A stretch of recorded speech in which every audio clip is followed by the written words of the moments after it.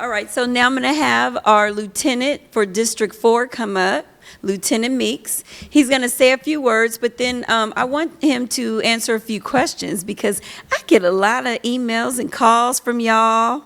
And so I want all of these questions you guys have for me. We're going to answer them tonight, okay? Not with just him, but some of our other presenters, okay? So there's a few, but I'm going to have him come up, introduce himself, and then there's just like one or two questions for sure I would love for him to respond to, okay? Lieutenant Meeks?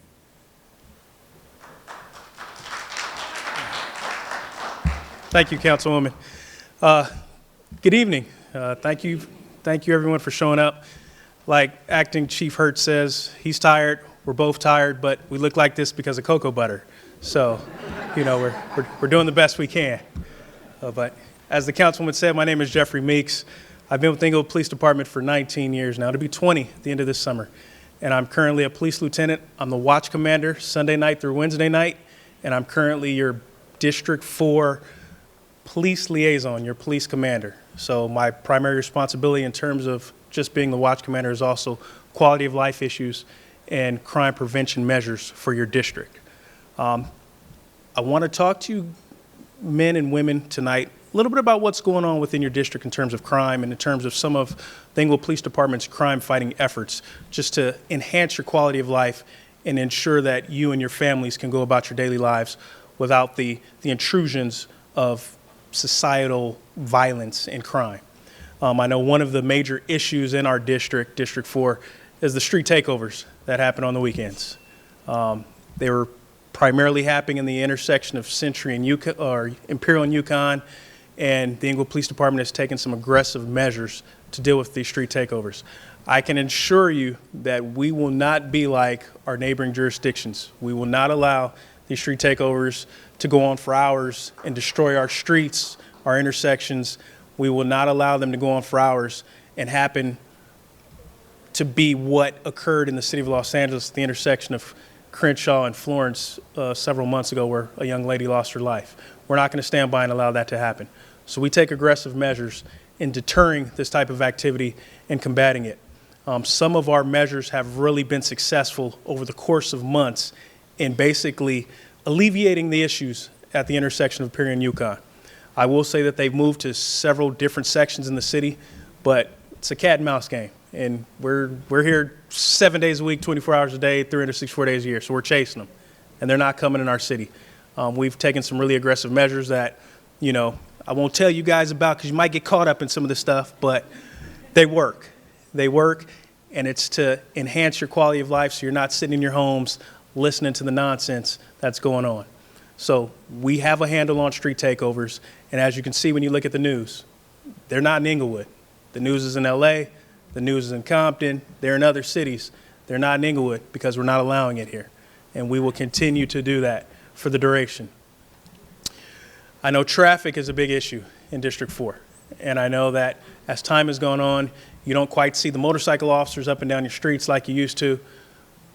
We're working on it.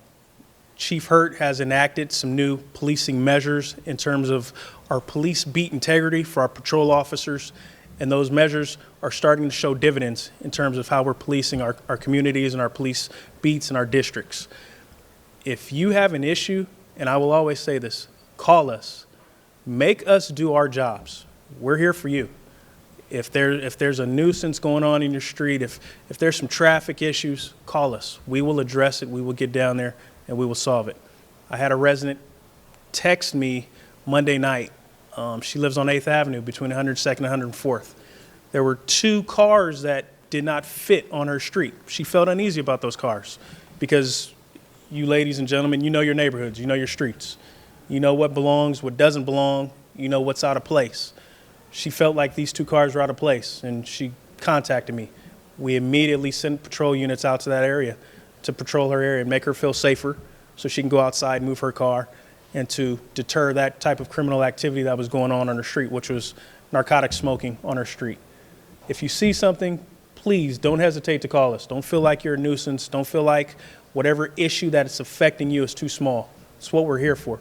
Make us do our jobs, okay? In terms of crime in the area, I will say that for the first 2 months of this year, our crime numbers are down. Our violent crime is down 17%. Violent crime encompasses homicide, rapes, robberies, felonious assault. So we're trying to get a handle on this. Despite what's going on in society and what you see, we have a handle on crime. We've only experienced 4 residential burglaries in District 4 over the last 30 days. 4 is a low number, but it's not low enough. We want to get it to 0. Again, if you see something in your neighborhoods, you see something on your streets that doesn't fit, do not hesitate to call us so we can come and address it. Vehicle thefts, they're in the mid-20s for the last 30 days. If you look at the state average, the county average, we're way below that average, but it's still not low enough. So again, be vigilant. Don't hesitate to call us, all right? And just know that we're here for you guys, and, you know, regardless of what's going on with Chief Fronterata, he's put some things in place for people like Chief Hurt, people like myself, to keep this ball rolling. And we're here, and we're going to make sure that you guys and gals have the quality of life that you deserve, that you want, just like anybody that lives in Beverly Hills, Rancho Palos Verdes, or wherever. We're on that level, and we're just that good. And it's the Inglewood Police Department's intentions to make sure that you guys recognize that and the world recognizes that. So thank you for your time. Wait a minute, don't go anywhere. We're going to take a few questions because I know that, you know, I'm sure you guys have a few questions. So Malcolm will come around and see if there's any questions by anybody in the audience right now. But there's a question there. Good evening, and it's nice meeting you. My name is Haws, H-A-W-S. I live at 11722 Crenshaw, between 116th and the 120th. Every night, starting Sunday through Saturday, there are a speed going down. I've called Inglewood not once, but twice. It's not a priority, I was told. So I'm letting you know now, there is going to be a major accident there one night. And I'm being very frank. I don't think I would be the one to call because I don't feel that you would be able to come out and do the assistance that's needed. Well, as I stated earlier, I'm the watch commander Sunday night through Wednesday night. And I'm not going to speak for what's going to happen tomorrow night, Friday night, Saturday night, but Sunday night, that will be a priority. And I will ensure that we will have patrol units out there Sunday night to make sure that the traveling public abides by the laws of the rule of the road. Yes, it was a dead animal that got killed out in front of the house. I called, and I was really dumbfounded that we had nobody to come and pick up this animal on a Friday evening. The only place I got was somewhere out in Southgate. So I don't know what's going on, but the animal it was a cat, I don't know what it was. It was a hazard out there on Van Ness Avenue. So I was surprised we had nobody to come and remove the cat. I apologize. Cars were just flying around it, and I was so afraid that we would have an accident just over that. I apologize. So I would like to know, do we have any animal shelters or anything where we can call on our list for someone to come out and remove this? No. It's a hazard. It really is a hazard. After Yes, there's Miss Angela Williams in regards to animal control,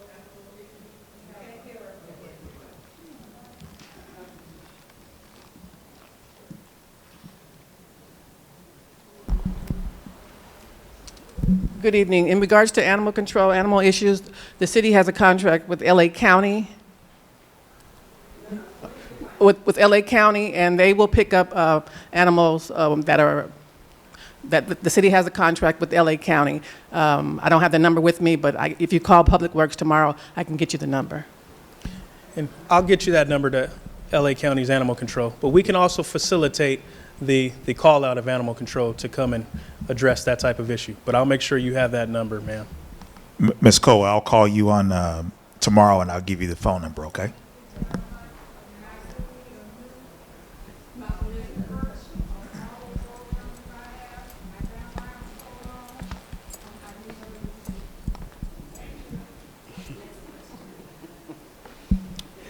Hi. I just want to make you aware that they have the street takeovers at 108th and Spinning, 108th and Atkins, Imperial and Van Ness. Those areas, those seem to be their regular places on the weekend. So when they're not down there at Crenshaw, they're coming over here at those places that I told you. As a matter of fact, they just had a street takeover. It was either Crenshaw and Van Ness or 104th and Van Ness this weekend. But the police did come. We did hear them. We did see the helicopters that came after them. But I just want to let you know about those areas also. No, I appreciate it. You're correct. Their new area is pretty much Van Ness and Imperial, and what happens is they'll park on Spinning, and then they'll flood to that intersection. So one of the things we've been doing, we've been shutting down those side streets and trapping those cars, and we've been towing those cars away, and we've been taking people to jail. Nice. But, don't tell nobody. Don't tell nobody. Right, yeah. But it's one of the things we've been doing. One thing real quick, Lieutenant Meeks. This is our city manager, Artie Fields. I'm going to ask him to come up because he has a number for you. You might want to write it down if you have a situation like our commissioner where you wanted to figure out who to call for dead animals or Right. animals. So the number you should call is the Gardena Carson Animal Shelter, and their phone number is 310-523-9566, and I'll give this to Councilmember Faulk's deputy, and if you can get it out. Right. Okay. You want to write it down? Can you say it one more time? 310-523-9566. And we're going to take one more question. We have some other presentations here. Ms. Kibler, yes, where's Dr. Hi, thank you. The name is Barbara Hibbler. Between, again, Crenshaw and Van Ness, there's a stop sign right at right there at Spinning. We have a lot of traffic and speeding between, on that street. They've hit my neighbor's car and knocked it up on the lawn. We've had several cars that have been hit because they try and do a two-lane. But there's no, we've asked for someone to sit there, for a little while, especially right there at 6th Avenue and 108th. We have a lot of speeding going on through there during the day. Kids are trying to cross the street. The people are just going through the stop sign, and they have to kind of jump back. So we need some kind of patrol there. And we've asked, could we have even speed bumps, but we were told by the gentleman that's in having the medical that we couldn't, or maybe I misunderstood. But we need something to curtail that activity, that speeding activity. Tomorrow you'll have a motor officer out there. So let me know if you don't see our motor officer out there tomorrow.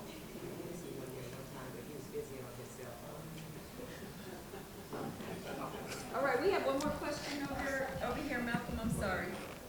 And then I'm sorry, and this gentleman right here, and then we'll go on.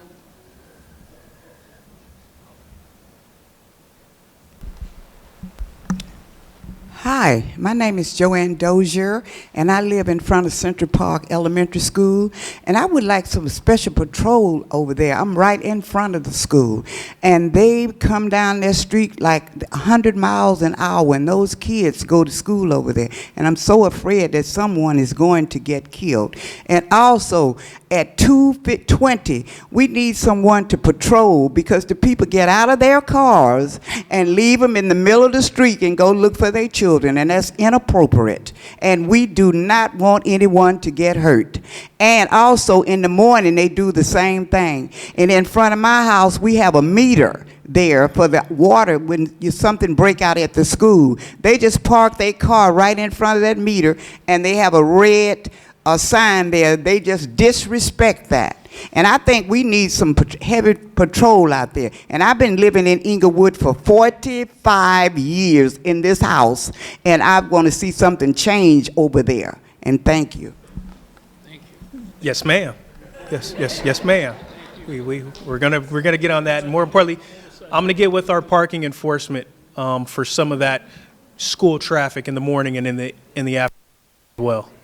And is that, I do have a question, is that something we can work with the school on to make sure that there's no violations around the school? We- Like, do they have like security or something, maybe they can have security? We can reach out. The unique thing about that school is actually part of LA Unified School District. So we've, in the past, contacted LA Unified School Police to try to get some assistance. But, you know, like everyone else, they give us the runaround and say they don't have the resources to divert to Inglewood for their one school in our city. But nevertheless, it's our city. We're going to take care of our city, and we're going to address that issue. Back in the day, we used to have a policeman sit right on Sullivan and spinning, and they used to give out a lot of tickets, and all of a sudden, you don't have no policemen there anymore. We have one more question over here, and then we're gonna move on. But we can keep the questions going. We'll have, you guys will be able to send us emails, and then we'll respond to them. I just wanna make sure we get you all the presentation, so you get all the information. Yes. The name's Dwight Matthews, 108th and 2nd Avenue. Been in there for at least 70, it's in the 70s rather. And in that neighborhood, and now they're trying to restrict us from our parking and our guests to come parking. And we didn't want that. And don't understand why it was brought to our situation. We kept our neighborhood clean all the time. We don't have to be restricted in who's going to come and when and how long they're going to stay. And I'm sure I didn't vote that in. And none of my neighbors wanted that. So how did it happen? And why?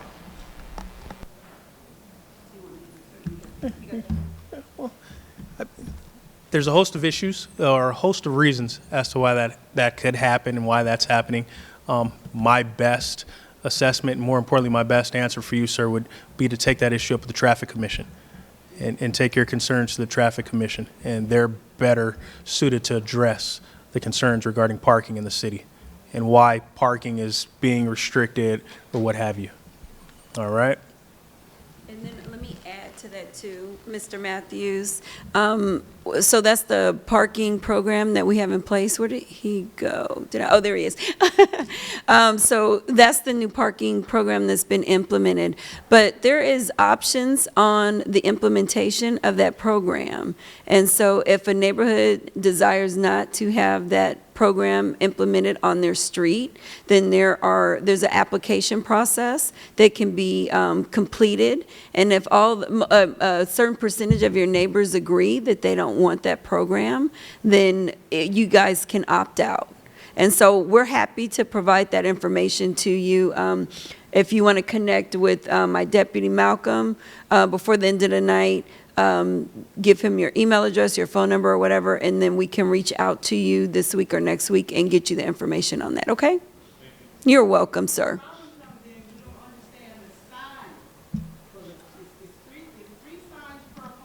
Mm-hmm. Okay. Okay.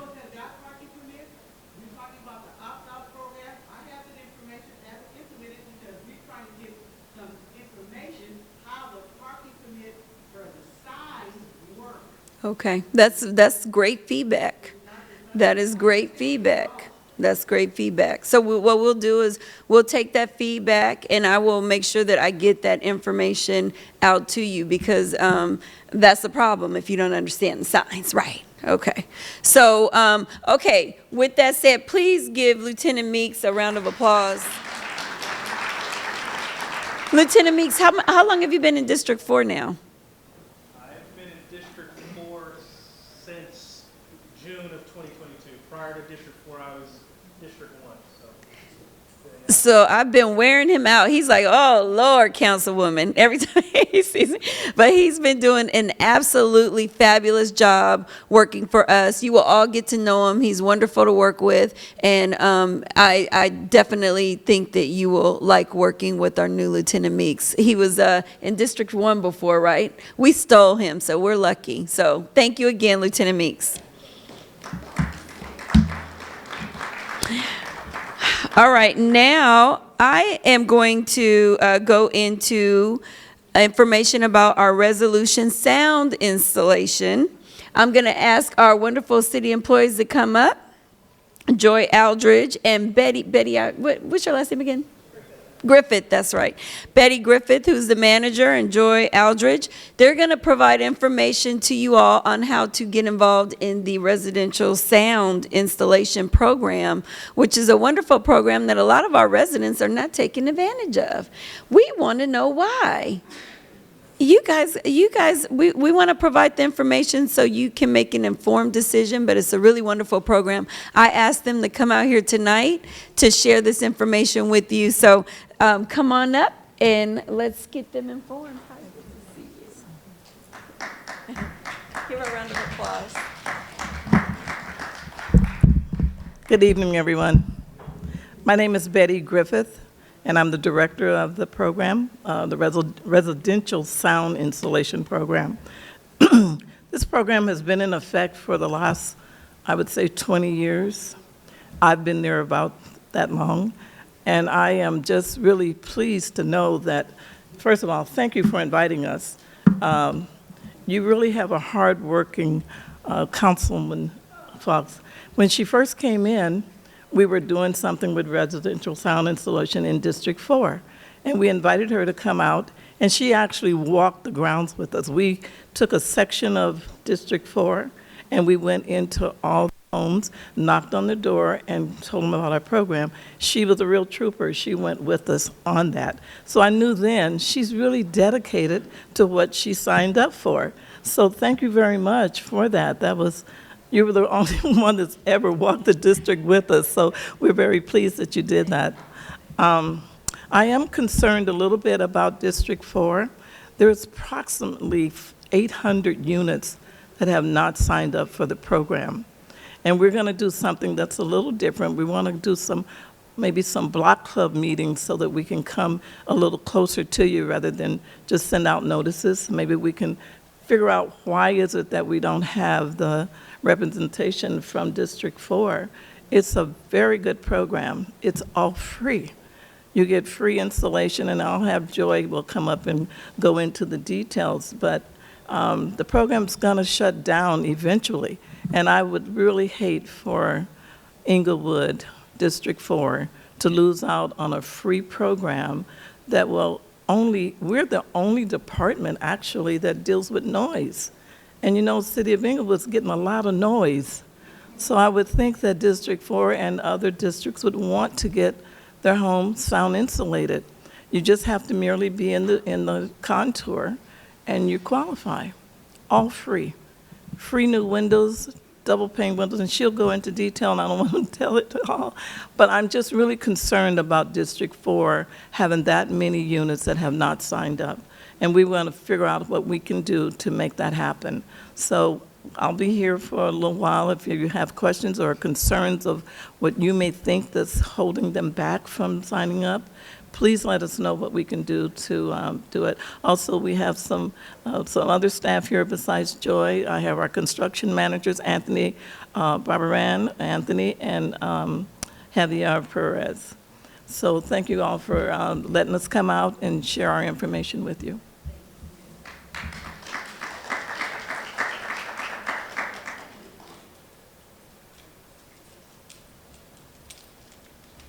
Good evening, everybody. As was mentioned, my name is Joy Aldridge. I'm the coordinator for the RSI department.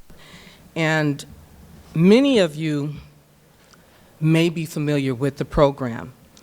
However, our purpose, as the director mentioned, is to come out and see what can motivate you to take advantage of this soon-to-expire program. The RSI program is a grant-funded program by the Los Angeles World Airports, or LAWA, and it contributes 20%. 80% comes from the Federal Aviation Administration, or FAA. And I just wanted to address questions that we get in our department. And the first one is, will participation in the program cost me anything? The answer is no. As Director Griffith mentioned, it's a free program. There's no financial cost to the homeowner for the program treatments unless the homeowner chooses to upgrade materials to items not covered by the RSI program. In some cases, the homeowner has pre-work that has to be done, such as carbon monoxide or water heater bracing and strapping. And in a packet that we have out front that you can pick up, it has information in there. It also has information for Habitat for Humanity.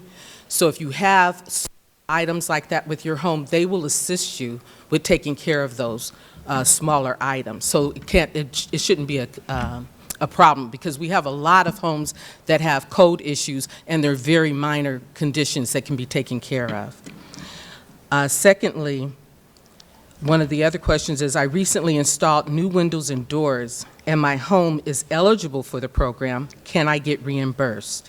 The answer is no.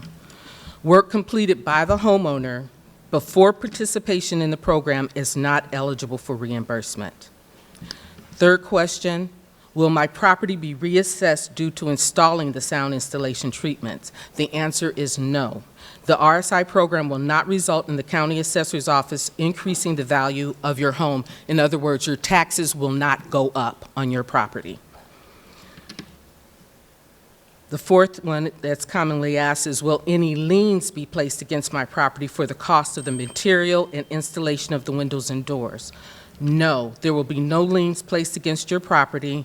For any eligible homeowner that proceeds with the program, approximately it's about $50,000 or $60,000 if you were to get the windows and doors done on your own. So it's a great cost, and it's a great program because it's entirely free to you. There's not going to be any reassessments on your property, no tax liens, nothing. And they ask also, how much quieter will my home be after installing sound insulation treatments? The program aims to reduce the interior noise level in participating homes by at least 5 decibel points, which is substantial. It's very much so a noticeable difference when you have the work done to your home. How long will installing new windows and doors in my home take? The entire process from application to completion of the sound installation treatments will take about 2 years. However, the actual construction of an average residential home typically lasts about 10 days. That's from the time that they come to your home. Because we have the program, when they start out, it's grouped, the homes are grouped 50 to 100 at a time. And they start with the homes in the highest noise areas. So all homeowners are encouraged to sign up now. And like I said, we have these packets in the back. We also have a sign-up sheet that's on the outside as well for you to leave your name and information so that we can get in contact with you. The seventh question is, do I have to attend any meetings to participate? No, it is not necessary to attend any meeting to participate in the program. However, meetings will be held over the life of the program to provide information to the homeowner, to answer questions, and to address any of your concerns. And the last question that's normally asked is there a workmanship warranty? Yes, there is. RSI program contractors must provide a 1-year material and labor's warranty from completion. Homeowners will be responsible for contacting the contractor directly for warranty calls. Your warranty package will include the contractor's warranty and contact information, and all warranty calls after that 1 year would need to be directed to the manufacturer themselves. So if you have any other questions, please feel free to ask them.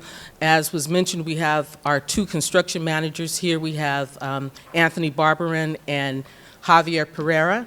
They're here. They can answer any of the questions. They're out in the field all the time. And also, if anyone's interested in signing up, again, the sign-up sheet is on the outside. And Joy, don't leave. We're going to take questions because I already see it here, so thank you. I see 2 hands, so if you don't mind, For Javier.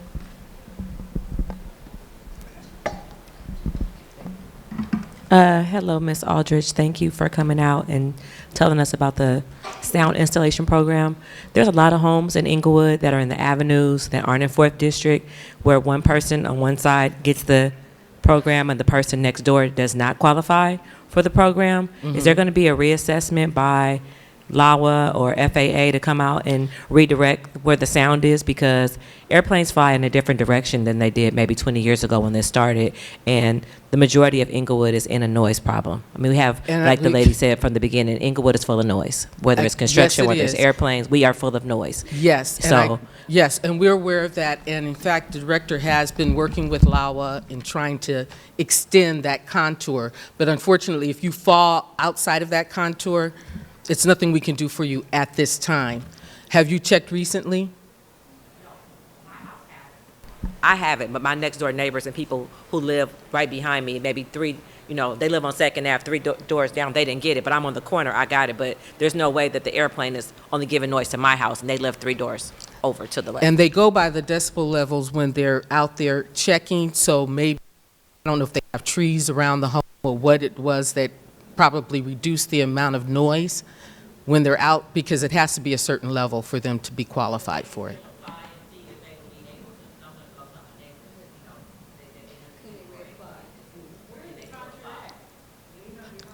Did you bring the map in?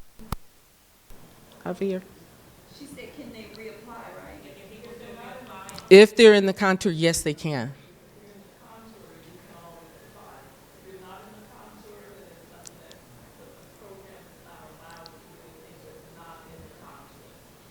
It's a free program.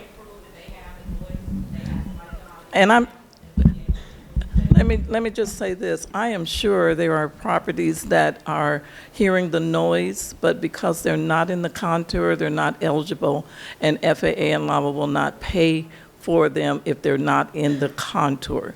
So I'm sure they're hearing the noise, and there's not too much we can do. We can't change their contour.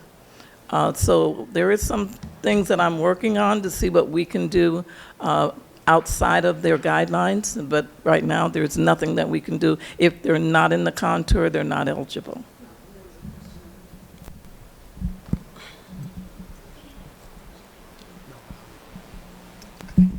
Oh, okay, thank you. Good evening, and thank you guys for doing this. It's awesome. My name is Nicole.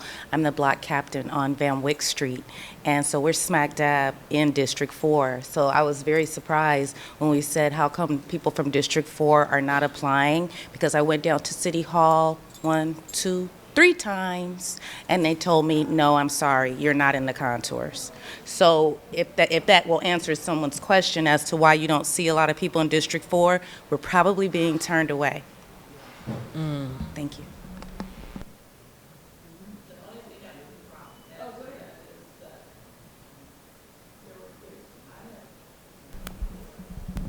The only thing I can add to that is there are 800 plus that are in the contour that have not signed up.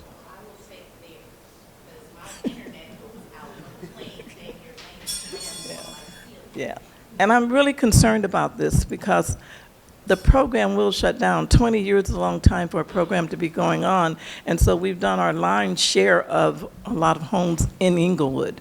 We've done over 9,000 units, and so the program is coming closely to an end, and I don't want Inglewood to not have the benefit of a free program. So if you're 800 plus, and I do have all the addresses of the 800 that have not signed up, that are in the contour. There's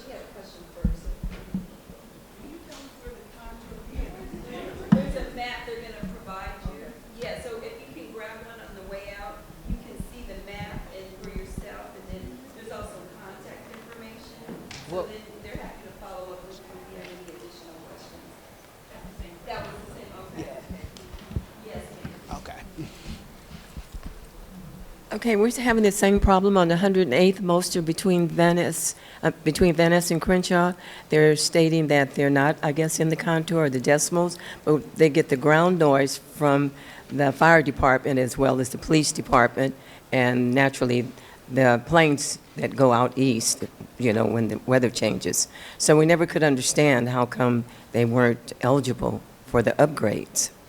Yeah, that's through FAA. FAA is the one that creates the contour. They're giving the...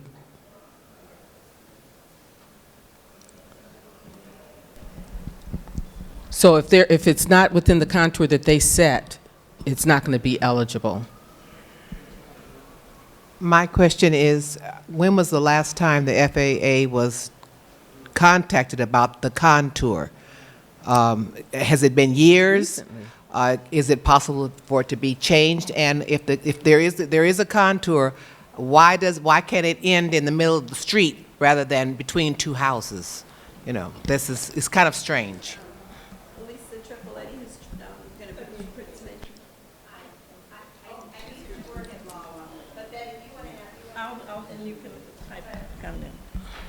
There is a thing that we call end of the block, squared off block.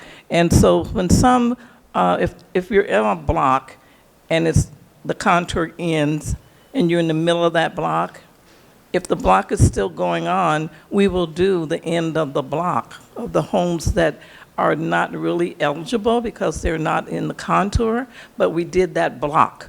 So if we do that block, we will include those. Now, if you're not in it, and to answer the question of how long it's been, they did the new map in 2015, so they're coming up again to do the map. We're supposed to do it every 5 years. With coronavirus, we're a little bit behind, so it's going to happen in the next year or two. So we'll look and see what happens when they redo the contour map. So they're going to reassess it in the next year or the year or two from now. No, the program will not go out in the next year or two. And then Lisa wanted to also add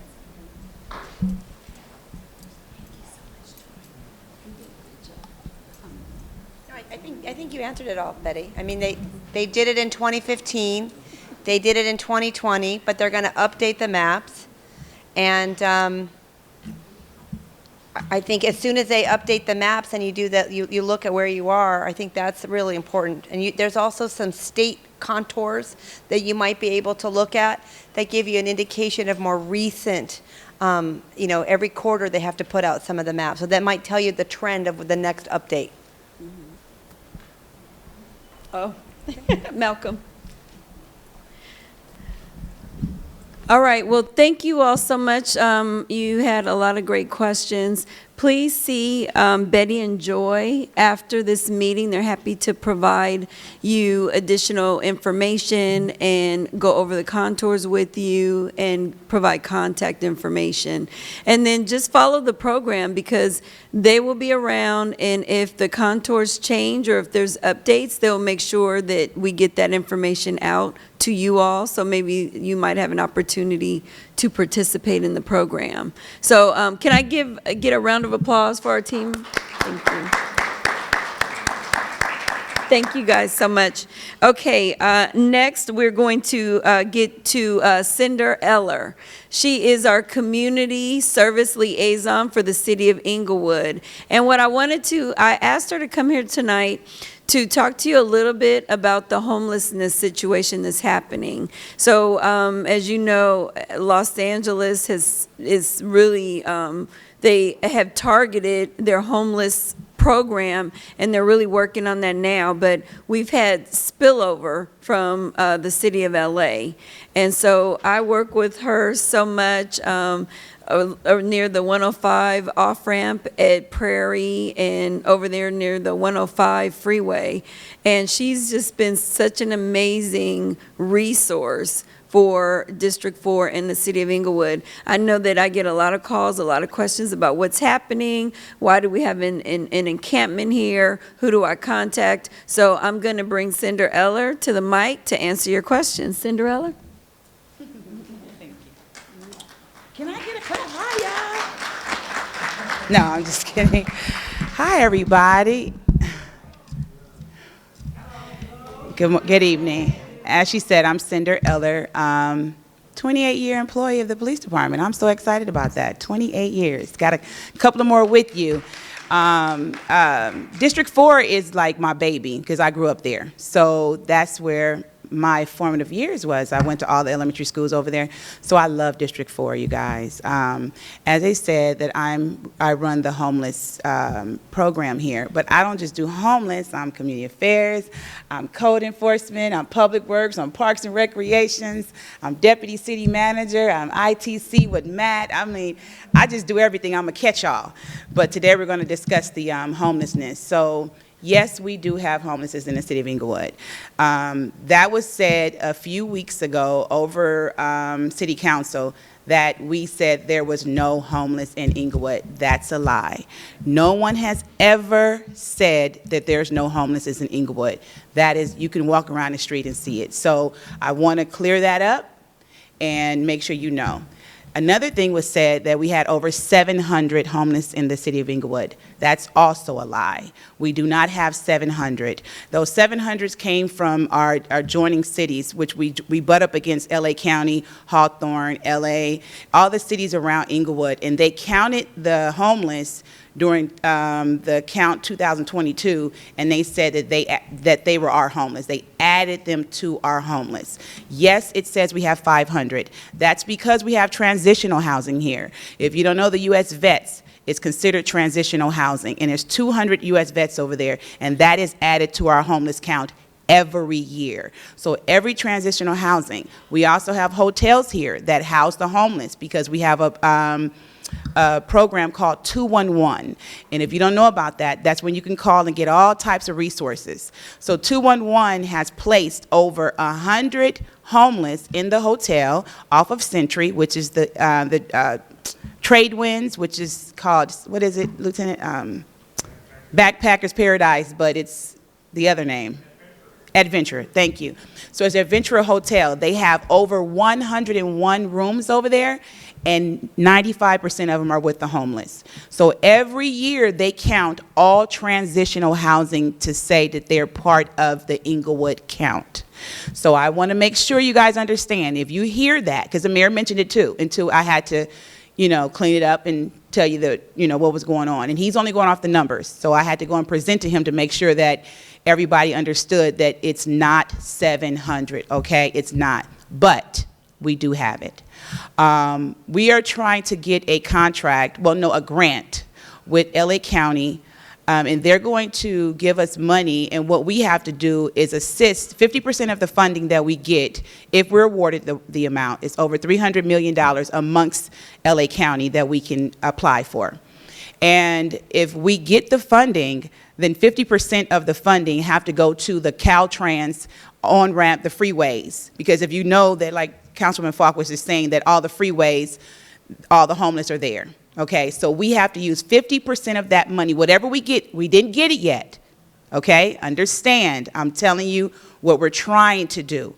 We did not get the funding yet, but if we do get the funding, depending on how much we get, 50% have to go towards cleaning up the freeways, embankments. So you will see that, because Caltrans can't do it by themselves. They're inundated. It's so much homeless from, I won't say Palos Verdes, but we're going to start in Torrance all the way down to the valley. And it's this one Caltrans area department is off of the 105 freeway if you ever go by, and it's underneath at La Cienega. That's who handles our area from Carson all the way down to the valley. So this one section, one department of Caltrans handles all of that. So they're spread thin. So now they're trying to empower the municipalities to kind of help them clean up the area. But as of now, we don't have the funding, okay? Please, and it's taped, so I know what I'm saying, okay? And also, in the last few years, our city council and mayor made it where they gave me some money to clean up. Okay, they did. And also Angela with Public Works, we have a contract where we send out for, if it's a large encampment, Angela, they handle it. She'll come up in a minute, but they handle it for us. So I want you guys to know something. We work really well together, okay? We have Public Works, we have Parks and Recreations, we have the mayor, city council, the police department. We try our best to keep the community clean. We do. Do we do our best? I mean, we don't do it all the time. Okay, but we try to get out as much as you guys call, we do. We know they're in our parks. Parks and Recreation call us all the time. Homelessness is not a crime. I know y'all like to hear that, but it's the truth. It's nothing that we can do about it. All we can do is do our best to do the outreach. If they do not accept the outreach, it's nothing we can do. Until LA County comes down and say, this is how we're going to do it, we got to enforce. Our hands are tied. We're out there all the time, you guys. I'm going to be honest with you. I've been doing this since 2013, so about 10, 13 years now. And we have, the city of Inglewood has personally helped place people, put them on Section 8. We've housed them. We've taken them to house, send them back to their residence, to their family, out of state, on Uber, on trains, planes, and automobiles. I'm serious. I've taken them in my car. I'm telling you, we've done a great job, and I'm so thankful.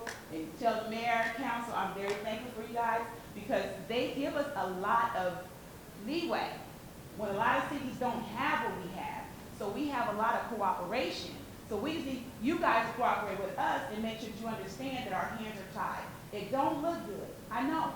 I don't like to see, because where I live is RVs.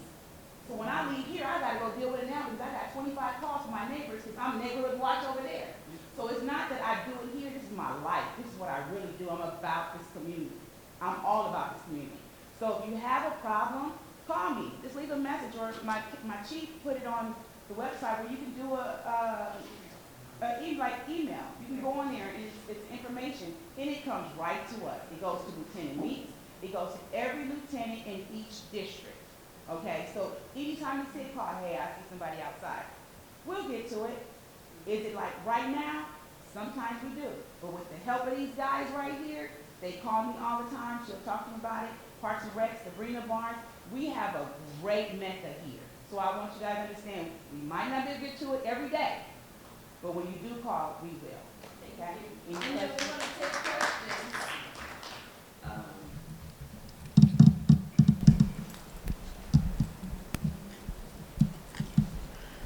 Hi, Hi. I'm Erica. Hi, I'm Erica. I guess a former resident of Inglewood. My mother is a current resident. My question is in regards to homelessness.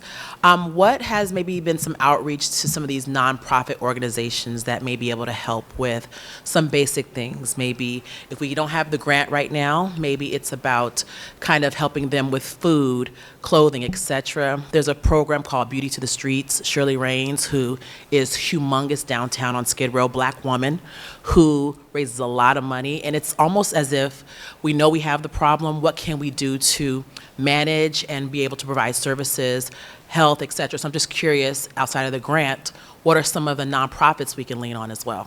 Well, if you don't know that that's where all the money goes, is to the nonprofits. They don't come to the cities. It goes to the nonprofits. So the nonprofits that we have in our city is St. Margaret's, and we also have Harbor Interfaith, and we also have PATH, and we also have St. Joseph's.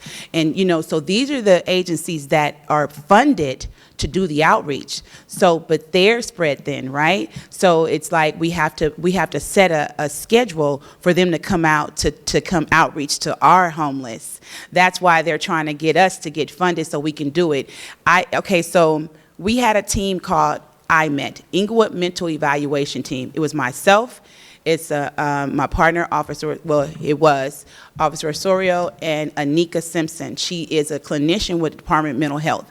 So we would all go out together to kind of do the outreach. And with the three of us, along with our help over here, we place people. But what the problem is, the disconnect is that every homeless person have to be placed into the coordinated entry system. It's a little bit over, I know it's a little deep, but it's called the CES. When you're placed in the CES, you're tracked, right? So if you were homeless, we would see where you're tracked. But unfortunately, because we're the police department, they don't give us the information. So we have to get the middleman, which is our nonprofits, to give us the information. Because it's their information and they don't want the police to know, we don't know. So that's where the disconnect is, because we don't know where they are in the system. And it's called duplicated resources, because I might feed you every day, but what's happening with you now?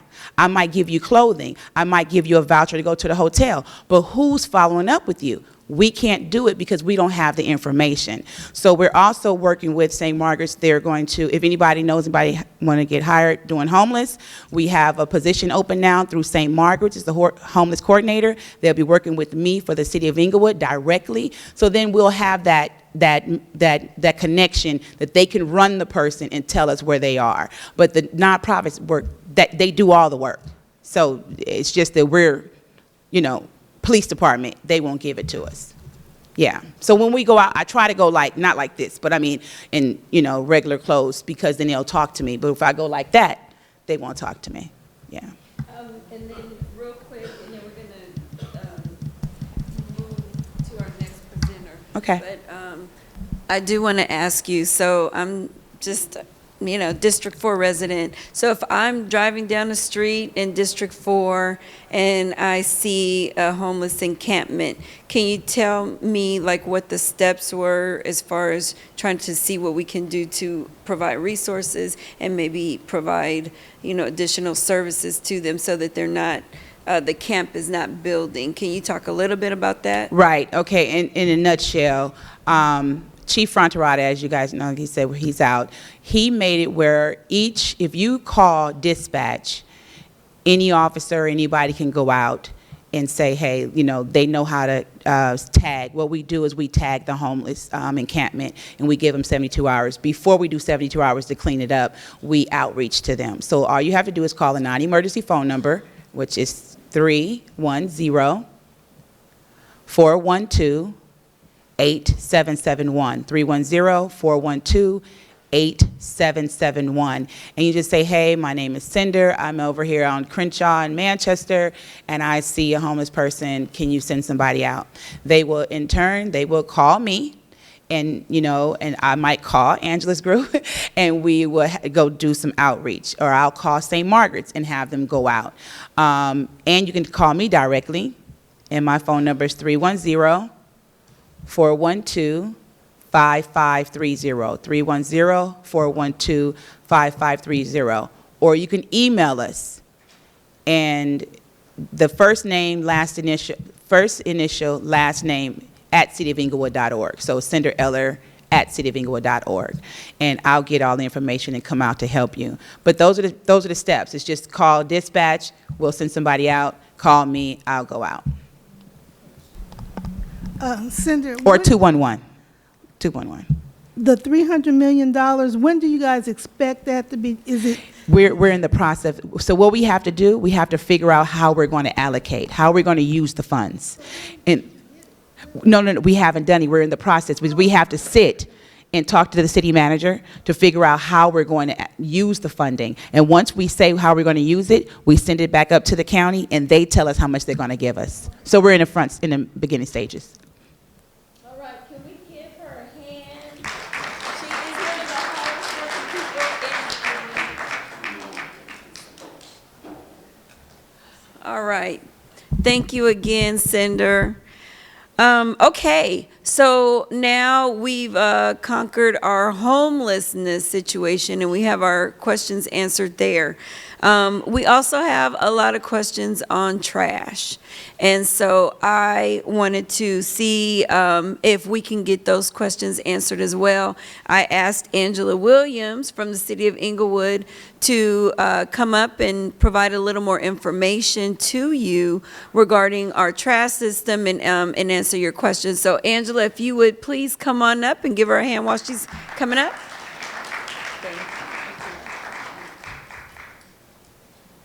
Good evening.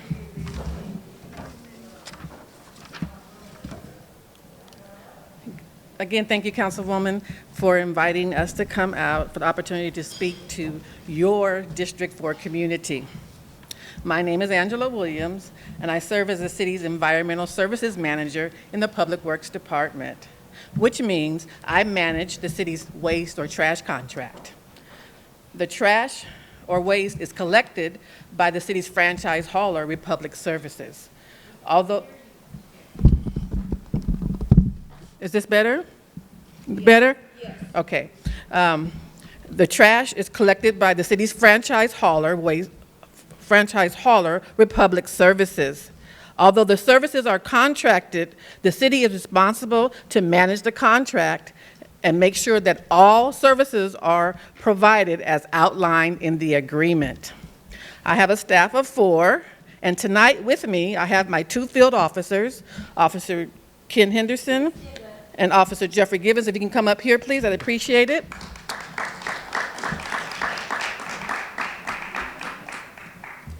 Officers Henderson and Givens, they are the city's eyes on the street related to illegal dumping and other trash-related issues. The officers also regulate proper cart usage, meaning what goes in what cart. As we know, the black carts are for trash. The blue carts are for recycled materials, boxes, plastics, bottles, those kind of things. And now recently mandated by the state, the green carts are for the disposal of green waste as well as food scraps, which the state calls organics. If you need more information on how to dispose of organics, please go to the city's website, cityofinglewood.org, for a video tutorial.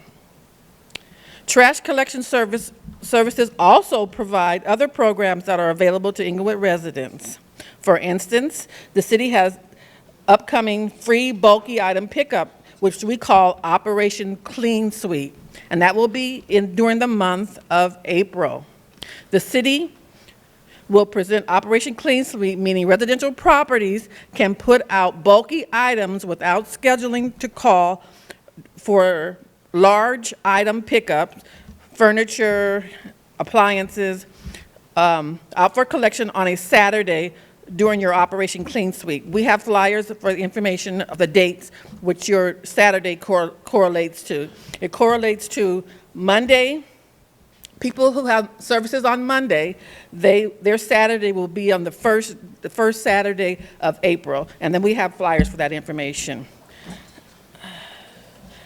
And remember, Operation Clean Sweep is free to you to make sure that you can clean out your homes, the things that you don't no longer need, and it's free of charge. Free of charge. The city also has weekly bulky item pickups outside of Operation Clean Sweep, and those pickups are scheduled, and they are free of charge when they are scheduled, which means you call the city and say, hey, I have these items I want to put out on my trash day, and we will take that information down. We will inform Republic Services, and those items will be picked up and removed from your house free of charge when scheduled. What's the point? The point word here? When scheduled. Thank you. Also, coming up, we have 3 document shredding events that will be during, one will be in March, 25th of March, and then we'll have 2 more subsequent. We have information for that as well. Lastly, we are in the process of securing cameras to be placed in 3 locations to help us abate those who desire to engage in illegal dumping.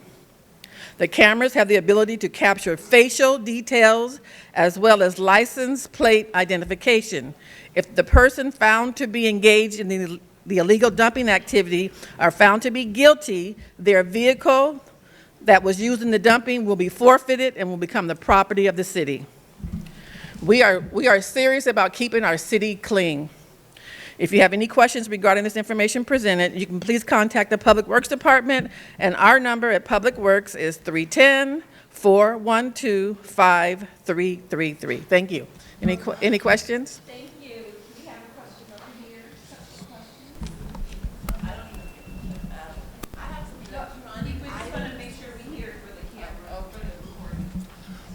I have some electronic items. What do I do with them? Can I just throw those in the black bin or what?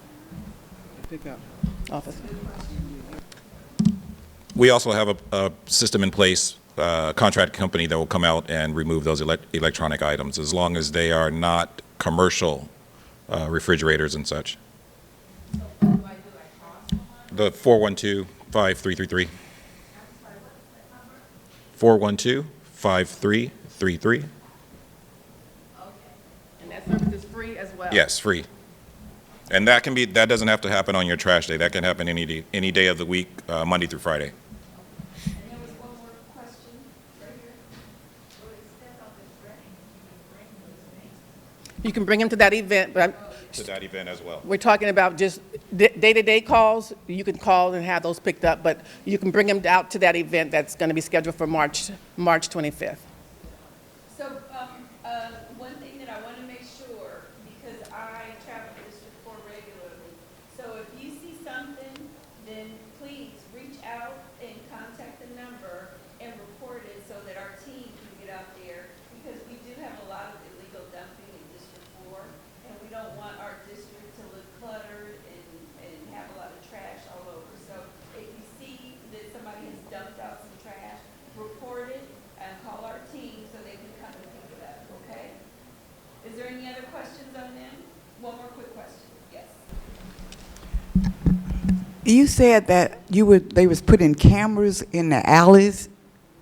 Do you know what particular alley that they're going to put them in? Because I live between 108th and Cullivan, and a lot of times people dump stuff back there in the back of our homes, and we have to call or get out there and sweep and clean up and use Pine Sol and everything to get that odor out from out there. So where are you putting these cameras? I can tell you that the cameras will be located in 3 different locations for a pilot program. Do we have the areas where the cameras will be located? Not yet. We don't have the areas yet. We do have locations in mind, but these cameras are also, they're solar powered, so we'll be able to put them up and take them down and move them throughout the city. You're welcome. And we will let you know, the councilwoman will let you know in her newsletter when those cameras go up and the like. All right, can we give our team a round of applause? Thank you.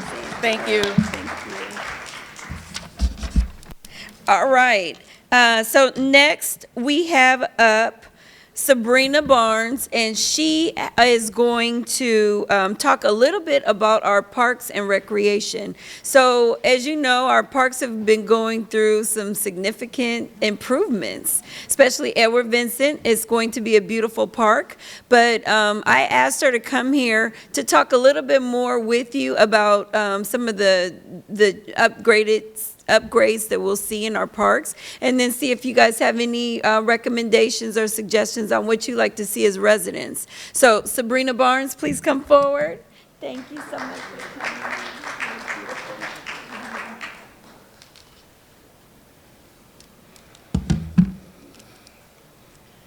Put on my help.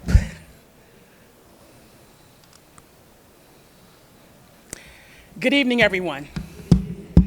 My name is Sabrina Barnes. I'm the Director for Parks, Recreation, and Community Services. I'm a longtime employee of 32 years with the City of Inglewood, and it's been my pleasure to work all but 2 of those years in the Parks, Recreation, and Community Services Department. What I'd like to do first is start off and give you just an overview of Parks and Rec, because it is more than just bats and balls. My department consists of 3 divisions, which is Parks Administration. That includes park maintenance and graffiti abatement. How many of you here are familiar with graffiti abatement? Had to call them, any of that. Okay, that's handled out of my shop. Our goal is to have your graffiti down when reported in 24 hours. There are times when we slip on that, when we have high ticks of graffiti, but generally that graffiti comes down in 24 hours. If you should have a need to call on that matter, the number for our graffiti abatement section is 310-412-8739. The second division is recreation and cultural. That includes programs and activities. It includes our citywide special events, such as our Dr. Martin Luther King celebration that we had about a week ago, as well as the city's public art program. Then we have human services. That's all things senior citizens.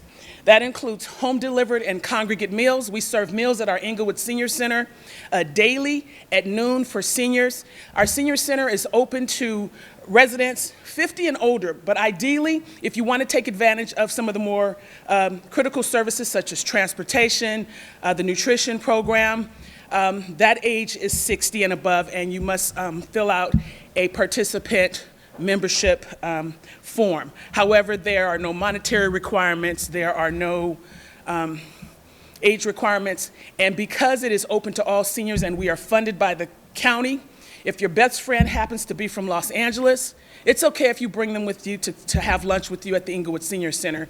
You're welcome to do that.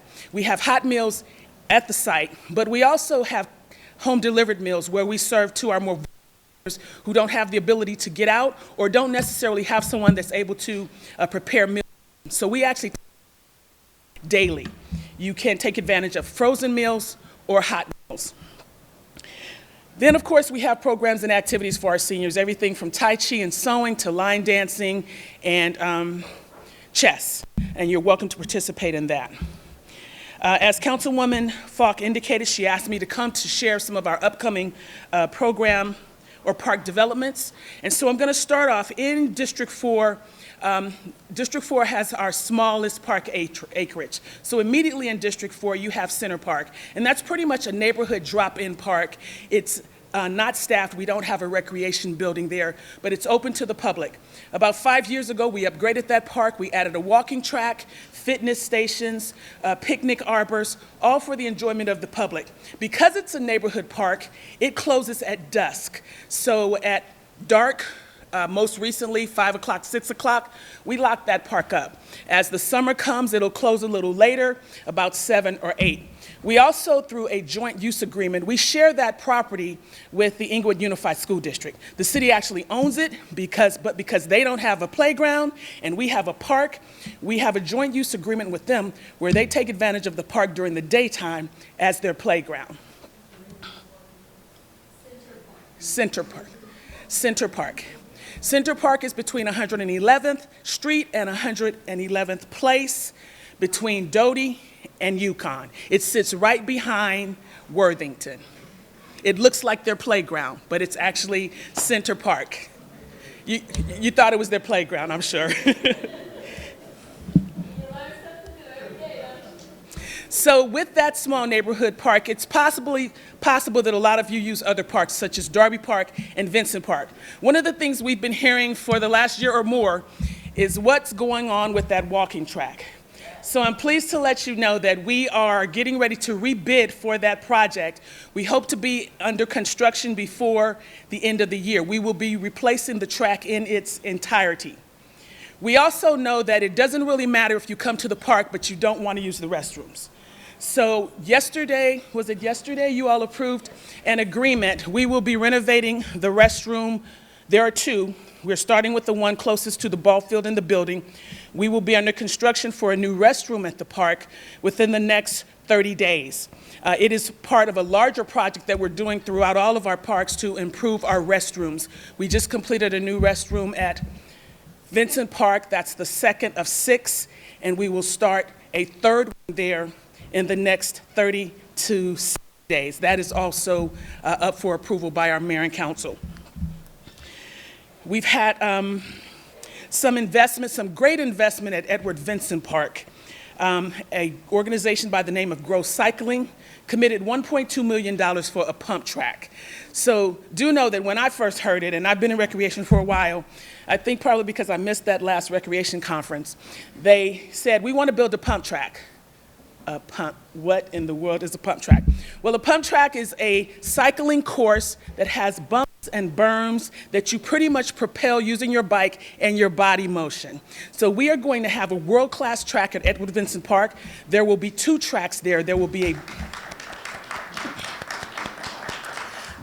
a beginner, family, intermediate track where you can take your smaller children, or perhaps for our older adults who want to test that pump track, there's a family beginner one.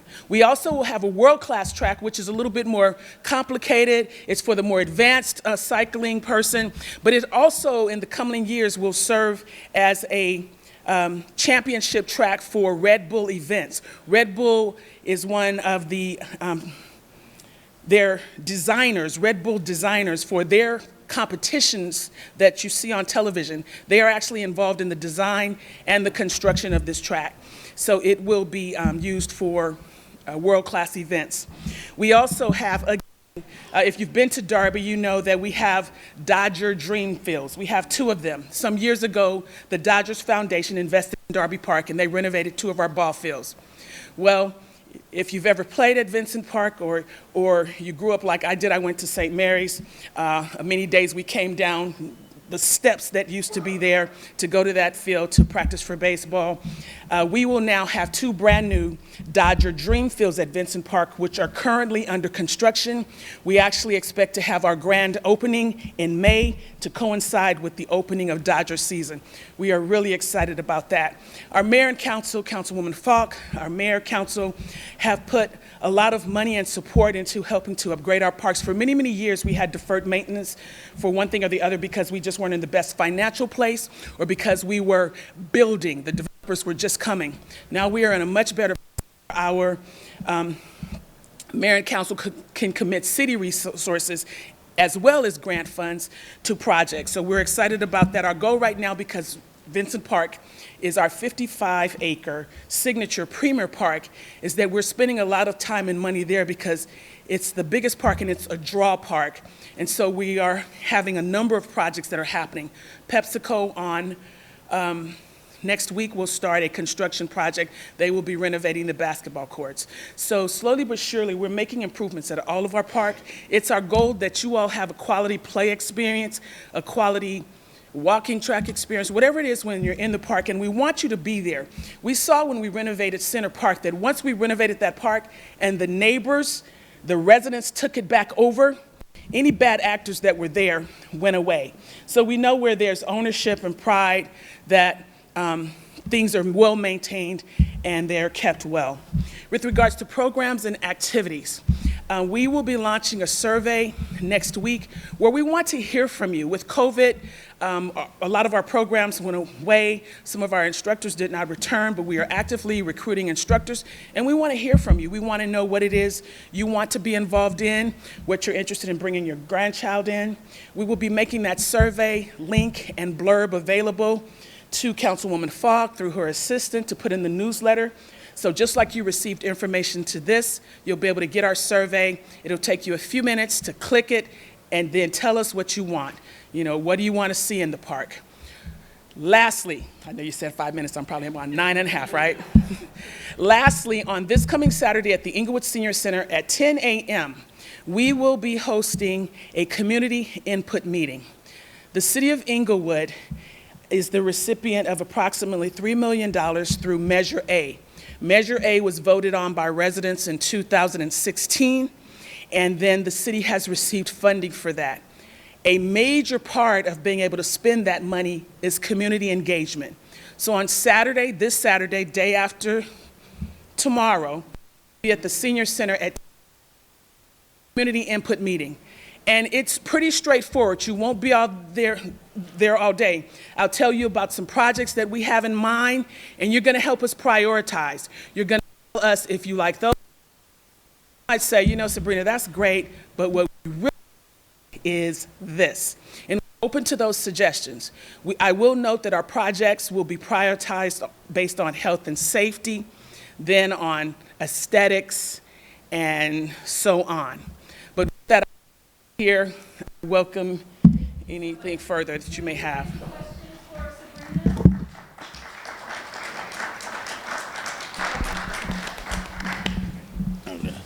Hi, my name is Stephen Roulette, and my question is, I always pass by Darby Park all the time when I take Penkai Drive.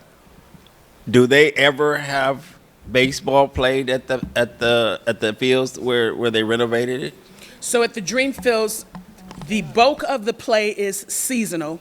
So we are actually now in registration for our youth baseball program, which will get underway right before summer. So when we open our new Dream Fields in May, that'll be the start of the season. And likewise, other teams and activities that are playing baseball are pretty much making reservations to play during that time period. However, the fields are open year-round, so if your family reunion or whatever it is that you're interested in, you just want to do a pickup game with friends and family, you're welcome to contact the park and reserve it to play there.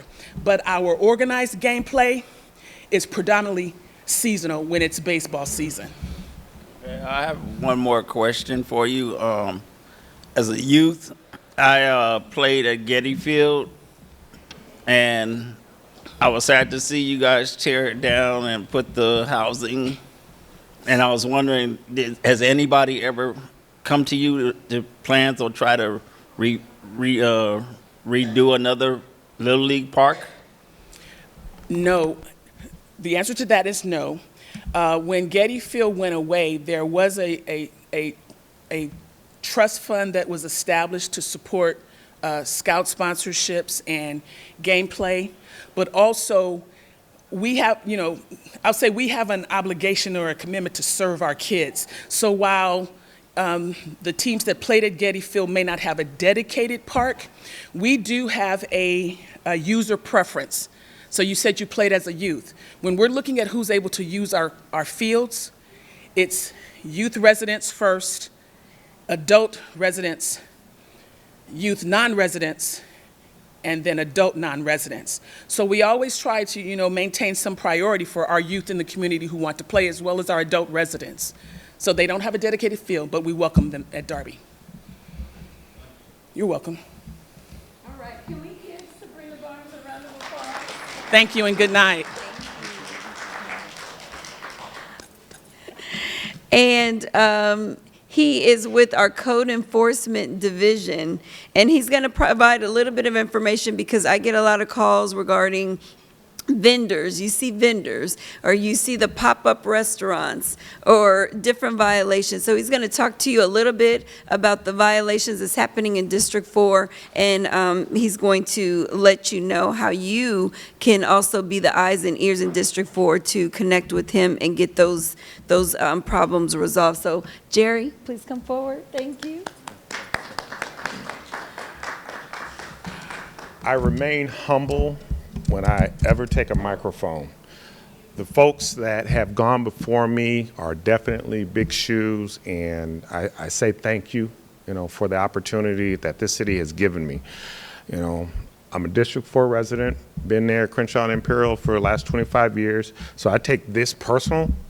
The job that I do, not only for my family, but for all of you as well. I want to say thank you to Councilwoman Faulk. When she came in like a storm. I said, okay, this is a little bit different. All right, I appreciate it. Not the norm, but for the help that she and our city manager, Artie Fields, has provided directly to the code enforcement group, we were able to, and we're going to talk about vendors, is LA County Health Department has finally deployed their inspectors to assist us with illegal, unpermitted food vending, basically the hot dog carts. You might not understand the importance of that because right now they hold the key on the health permit portion of it. The city of Inglewood does not have its own health department. We rely upon a contract with LA County in order to do that. But without their help and without their assistance, I'll be honest with you, we're not able to confiscate. Take those things out of the street, take them out of the equation, impact the money. For those that are close by the Forum, close by SoFi, on any given event, you may see 100 to 200, and I'm not exaggerating. It is a tremendous undertaking in order to try to get our hands around it. It did not help, I'll be honest with you, that the state of California decriminalized that activity back in 2018 and basically said it's less than a parking ticket to deal with a street vendor. For those that do not understand the dynamics of it, it's basically this. When someone decides to come over from another country into our country, they're given three options: sell drugs, prostitution, or sell merchandise. If you ever stop and look at it, why do they all have the same color umbrellas? Why do they all have the same carts? Why are all the foods the same? Why are all the prices the same? This isn't just a Inglewood issue. Thank you to Councilwoman Faulk and Artie Fields, our city manager. I actually had an opportunity to sit down with state assembly members and have a discussion. And I'm just, a guy that lives at Crenshaw and Imperial, but I'm standing on a big platform, rallying and trying my best to champion the cause for the city of Inglewood. Like I said, I'm a resident of this district as well, and I take this very personally. So we have a large concert that's coming up, and not to, belabor the point, but because of Councilwoman Faulk's direct assistance, my staffing level has gone up. I was able to get a significant RFP contract company to offer and provide additional services at a very high level. So the effort is starting to roll out. I will tell you this, because this boils down to money. We will never zero them out because they got more games and more tricks. And the moment we, format our plan and our game plan, and thank you to Chief Hurd as well for his staff for assisting us when it's called upon. It's an undertaking. It's a challenge, but I don't, give up. One of the things, and I'll rest here. When I took office back in 2017 as the manager, we had 20 marijuana dispensaries in the city of Inglewood. Crenshaw, Imperial, Market, Green Cross is everywhere. In about a 3-year time frame, when's the last time you've seen a Green Cross? Now, you go down Western, not to badmouth Los Angeles, you can still find a Green Cross going up and down those streets. But our council had a meeting and the residents showed up and said, we got a problem, we don't want that. Mayor heard you loud and clear. He gave us an edict and said, I need this to disappear. It was literally about a 30-second conversation. And anybody knows the mayor, he don't hold, a court too long. I need this gone. Staff got their mandate. We gave $500 tickets every day, every single day until they got the point. We went in, shut off water. We went in and shut off electricity. We sent a very powerful message. So with that mindset and that goal, we're going to apply that the same strategy back to the vendors. We will do our very best to, reduce that number because I know Councilwoman Faulk, and thank you for my late night phone calls, but we'll continue to take them. We'll continue to take them. But it's important to her because she's heard from you. And when she speaks, I listen, I run. She can call me in the middle of the night, and she has. I'll get up out of bed, roll out wherever she needs me to go because that problem needs to get taken care of right then and there, not tomorrow. Not the next day. I need it done now, Jerry. Okay, we got you, not a problem. So again, I appreciate it. I look forward to continue to work with you. And if there are any questions from the group. I want to take the first question for me. God. So I will tell you, I want to personally thank this man. I have called him on the weekend. Me and my family, we might be coming home from a late movie or something like that, and I see all kinds of violations. I call him because guess what? I have to handle a situation at that moment because if we don't take on those type of situations immediately, then the situation gets worse. The next night, so one night we might see one pop-up restaurant on the corner in our district, and then the next night or by the end of the weekend, you might have one on every corner. So we have to act quickly, so I notify him. He always takes my call, always gets out of his bed and goes and shuts it down. So again, I really want to thank you. My first question is say I'm just a regular resident in Inglewood and I'm driving down the street and I see a pop-up restaurant right at the corner of Crenshaw Imperial. What do I do and who do I contact? Okay. We have a code enforcement division. We have working hours. However, those working hours mean nothing to me in management, and we will respond. But if you have a concern, I'll give you the phone number, and on the way out, my business card and the office phone number is on those cards, but I'll give it to you verbally. It's 310-412-5590. 310-412-5590. Now, My office hours are 7 to 6. However, if it's after hours, contact PD, non-emergency number. They'll send an officer or they'll contact me directly and we'll figure out the best approach to get it resolved. Because it's late, it's not an excuse, okay? Because if you've ever gone east of our city, Avalon Central, you can find those taco stands on every corner. And I kid you not, just the other day I was going down there, alongside the taco stand was a pony ride. And I'm thinking to myself, pony and tacos don't normally go together, and I think there might be a health violation, but these are people just trying to make money and not thinking nothing about anybody's health or the aesthetics of the neighborhood. And we want to make certain that that does not come here. I'm watching Crenshaw because Gardena and Hawthorne are getting closer and closer and closer. And for the young lady that was at 116th and Crenshaw, which is literally my backyard, I watched that corner very closely. They tried to set up in front of Burlington. I mean, one night I remember I got a dual phone call because I know you made 2 phone calls to the PD and me, and both of those responded and got that shut down immediately. We do not want that to set up and take camp in our city at all. All right, next question.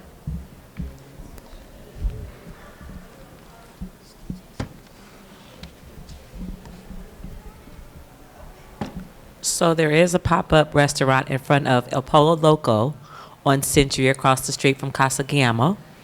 He's there almost. I just sent somebody. Yeah, he's there almost every night. Mhm. We appreciate your services and what you're trying to do, but as we have bigger events and we have more and more people coming to the city, people are going to come here to make money. They Mhm. just are. And so realistically, is there going to be a way to maybe have permits or something for people to do street vending in the city? Because there's a gold rush here, and people who live in the city should be able to get some of the gold.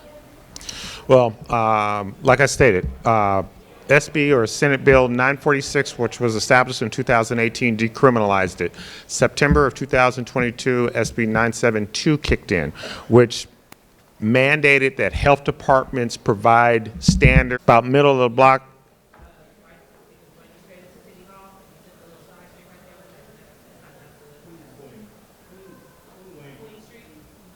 Got it. So we had shut that down at one point in time. It's good to now know because I go up and down Market, but again, the activity is off the alley. So what I'll do is swing back around. Lieutenant Hurt, I'll get with Salcedo and put that on the radar. Matter of fact, we probably have streamlined that process in getting people shut down. We had one on South La Brea about 2 weeks ago, and it took us maybe about a week to get them shut down. So it's not a long process. Ultimately, they never get a state permit, which is the big thing for us. When Prop 215 kicked in, they left cities with their zoning rights, which means we can tell how many barbershops, how many salons, how many bars, how many smoke shops, we want. And in this community, we said 0.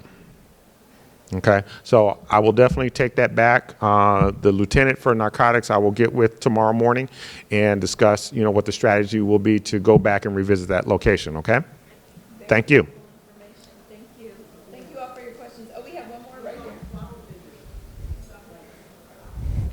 That's another issue.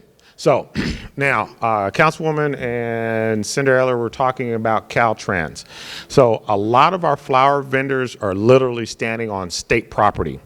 I have contacted the CHP, which is actually the enforcement arm for Caltrans, the Culver City office, and I'll be honest with you, I got a cold as hell response from them in dealing with it.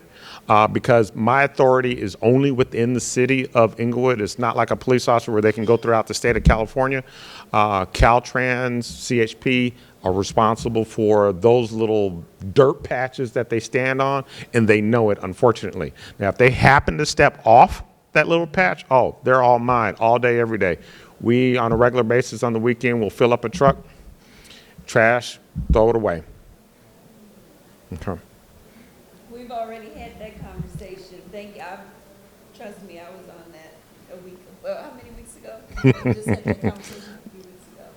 So thank you all. Thank you, Mr. Tucker, Jerry, I gotta be coming Mr. out. Tucker. We appreciate you. Not a problem. And then we will provide his contact information. If you see any code violations, we will make sure that you have that number to access so that you can get help us get it taken care of. We are going to go to Matt Chambers. He is our ITC director, and he's going to provide some very important information for you all so that you guys can stay connected with what's happening in the city. There he is right there. Okay. There. Excuse me, I'm going to talk from here because I want to show a demo. Basically, again, my name is Matthew Chambers. I'm the IT director. I've been with the city for 27 years in the same department. I've been fortunate. I grew up in Inglewood. I went to Inglewood High School. So it's dear to me that technology is important to the city. And then whatever suggestions you guys have going forward, if you can let administration know or my department know on suggestions, because I know it's not easy to get to City Hall, but today I'm going to talk about the alert system on traffic. I used it myself. I got an alert today. It's basically, especially in District 4, you guys have a lot of venues going on in District 4. There's a lot of traffic in District 4. And if you sign up for our alert system, you do get notified at least 4 hours before an event to let you know that there will be traffic in that area, and to let you know that 2 hours before the event and an hour after the event that there will be traffic. So that way you guys can avoid that area. If you guys have to come from work or wherever you need to do, you can avoid that area. It actually will even tell you what the event is. So maybe Beyonce's performing. Now you guys know Beyonce will be performing. So I just want to show you how easy it is to sign up on this. So just bear with me if my back is turned for you for a split second.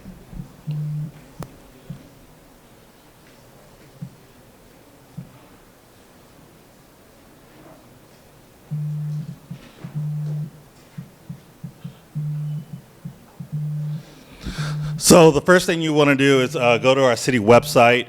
It's literally the first thing you go to when you come down. It's called Notify Me. Oh, sorry. Sorry.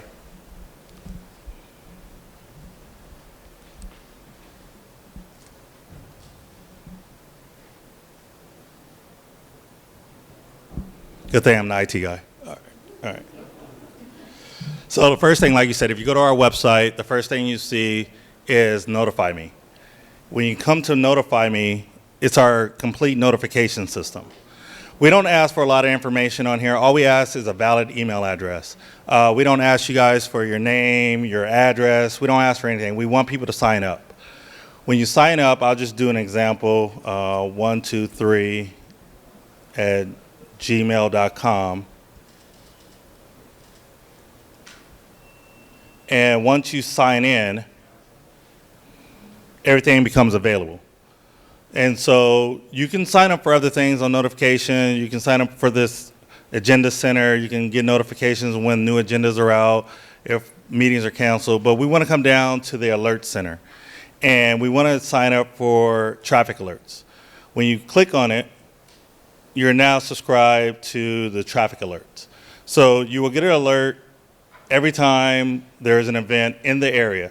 Now, it's not just events. If the city has natural, like closures of streets on purpose, we'll notify it. Sometimes vendors close streets and we can't notify you in time, but typically you'll get notified way in advance of any closure. And that's pretty much all you have to do. But when you come here, let's just say you did sign up for other things and let's just say you sign out. You can just come back to this site and put in your same email address. It remembers who you are and what you signed up for. Give me a second. And if I scroll down, oh, I didn't save it, but you can sign up for the Alert Center again. But I didn't save it, so my bad. And there's other events that you can sign up for, as you see. There's other things. Calendars are very important. And like I said, the traffic events. So I got an event today. I'll read what it said.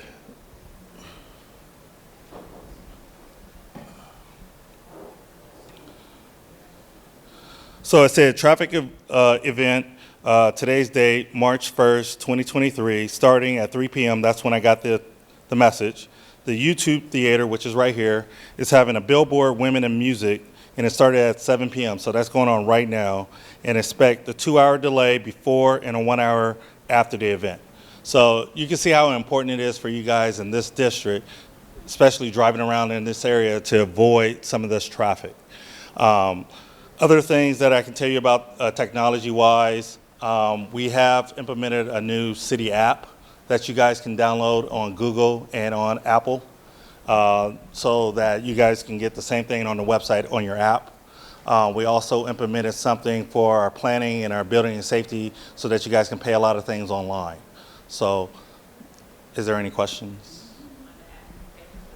Yes, you can make all your online payments through that. Through our website and social media. And me here now. It just went live about 2 months ago.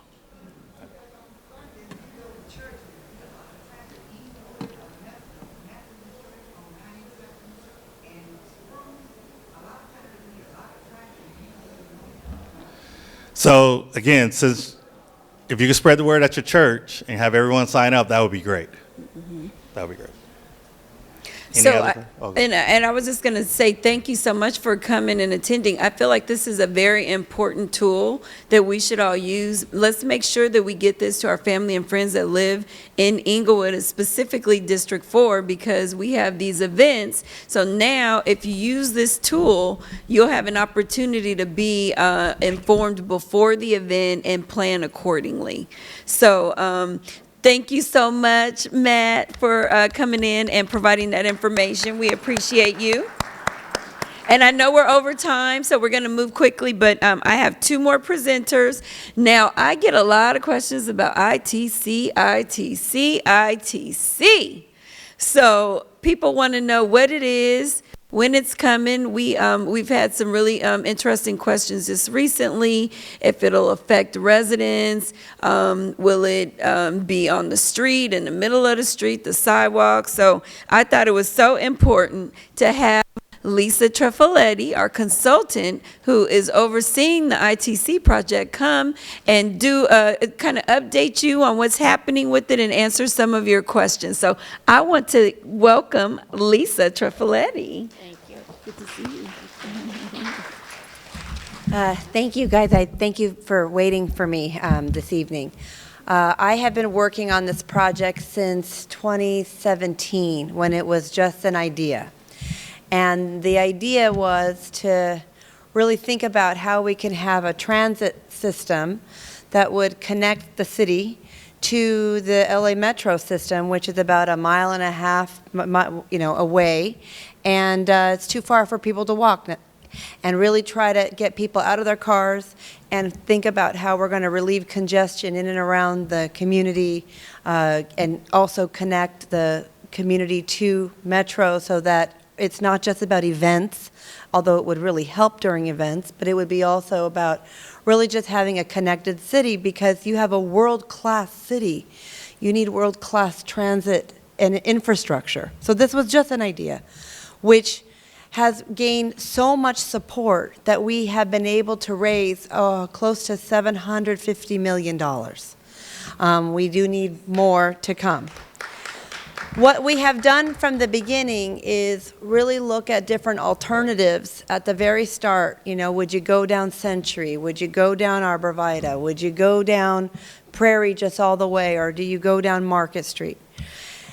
What we have is gotten so far where we've not only done the environmental clearance, both on the city side under the California Environmental Quality Act, but we also have done the federal environmental clearance. We have been able to go through that process at this stage, we're nearly complete with that process. It is a 1.6 mile elevated, automated transit system. Right now, we have multiple companies and teams bidding to actually develop and deliver the job. And the kind of technologies range from the 3 different teams. It could be rubber tire system that you see at most airports that's like underway, under construction at LAX. That's one of the technologies. The other technology is more like a monorail system. And the other is more like what you see at BART, Oakland Airport, that area. That's the cable pull system. And so we have 3 teams that when we put our procurement out to see, you know, who would be interested and go through a whole pre-qualified assessment, we have a lot of healthy competition because they really want to be able to build and deliver in the city. And keeping those 3 teams in the mix all through the process is going to help us keep the costs very low. So it's again, it's an elevated automated people mover system, mostly in the city right-of-way. It connects across the street from the downtown Inglewood station. You would have your very first station at the shopping center right now, where there's you know, the CVS and the DD's and that station right there. Then the system would go down Market. It turns onto Manchester, and then the next station would be right across the street from the Forum. And in fact, that land has already been acquired by the city, partly because there was a Raising Cane's store that was looking to be there. Once they understood the city's goals and objectives for transit, they actually worked voluntarily to sell the land to the city. So whether they should be there or not be there, because I see someone shaking their head, they were really good to work with as a partner, and they would like to find a way to be somewhere in the city at some point, and they didn't want to jeopardize that relationship, and they needed to, you know, they went ahead and sold that. If for whatever reason we don't get the remainder of those dollars, we're able to utilize that land for transportation purposes, and if, you know, obviously we would use it for shuttles and buses. Then the last station is across the street at Hardy Street, and I know you know there's a strip mall there, and that would be the land that we would have to acquire. Now, where we are, let's talk about a number of things that we've been moving forward with. First of all, we have, again, in terms of achieving the dollars, we have won $95 million from the California State Transportation Agency. That is the first grant that we won. The other set of dollars, we got unanimous support from the South Bay Council of Governments. That includes your cities like El Segundo and Carson and Torrance and all the cities that are in the South Bay. They voted unanimously to transfer unallocated highway dollars that would have gone to the freeway system to the city of Inglewood for this project. We won $15 million from the U.S. Department of Transportation, from Secretary Pete Buttigieg, a $15 million grant. So we were one out of, I want to say 700 applicants. We were like one of 15, I think, to be able to achieve that.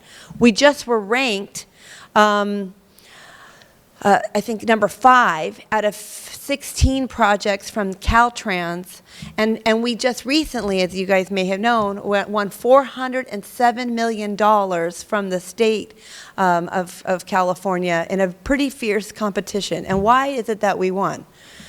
Because the transit ridership is high. It shows it's going to be high, not just for events, but on non-events. It connects the city in an area where there's a priority population, and we're doing a whole lot for local jobs. We have a 35% local hire.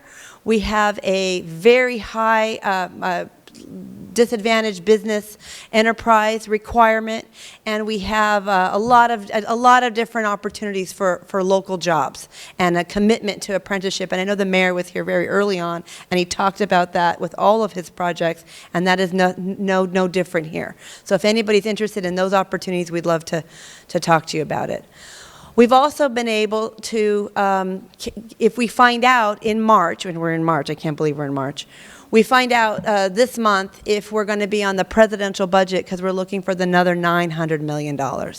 Now, there's been questions about, was this going to cost, taxpayers, and honestly, how we're looking now on the operation and maintenance to be able to pay for the everyday, operational costs. We're looking at things like signage and sponsorship, at the local stations. We're looking at fare box. Obviously, if you're a resident, the idea is, that would be a very low fare, if no fare, for residents, but for visitors in and out, there would be, like a $4 fee. So we're working on fare box. We would look at contributions from the developers. We are looking at the California Air Resources Board because they have monies for operations for projects that reduce greenhouse gas and air pollutants. So there's so many different pots of funds that we're looking to put together, and honestly, we wouldn't be winning the monies at the state level in such fierce competition where there's so many projects across the state if we weren't literally checking the box. So the goal is to try to get this thing open and operational by the Olympics. It's not needed for the Olympics, but it would kill us to know that here we are either in construction or we're in a testing period, and opening and closing ceremonies are going to be here among a lot of other venues are going to be here. So the city will be on the world stage. What we're also trying to do is, as part of your federal process, they put you through the ringer. I mean, they make you go through every bit of analysis you can.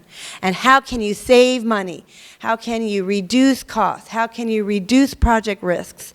And one of the things that I know some folks asked me about it in the back is when you go through all this, there are some opportunities, and there was a question about the bonds. We have to get FTA permission, but born out of that exercise would be keeping the bonds exactly as you know it, the way it is, and not touching it, and moving the maintenance facility to be in a totally enclosed, tucked behind. I promise it's like you couldn't even imagine.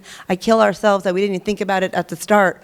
But there's a way to tuck it in behind the very first station and not ever even needing to go down the road of trying to relocate and do that with the bonds. And so our commitment is to take what they call this value engineering exercise and take it as far as we can, and we will be back to you and be back to the council, to be back to the community and do community outreach to be able to avoid having to be in that situation. But when you have a transit facility like that, you have to have a maintenance component, and since we're not on the metro system, it has to be separate and independent. So I just wanted you to know, we can set up a separate meeting.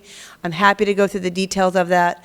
The other very important thing is to make sure that we are working proactively with all the small businesses that may need to be relocated. We have 44 businesses out there. We have made contact with every single one of them.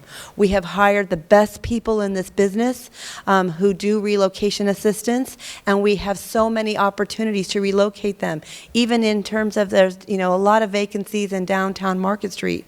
And our goal is to really turn Market Street back into what you all know what it was, a vibrant, thriving downtown. Somebody made a comment to me about, well, maybe Market Street's like the Main Street in Disneyland with the people mover to the Tomorrowland. And that's the idea, is how can we also provide for opportunities for businesses to relocate.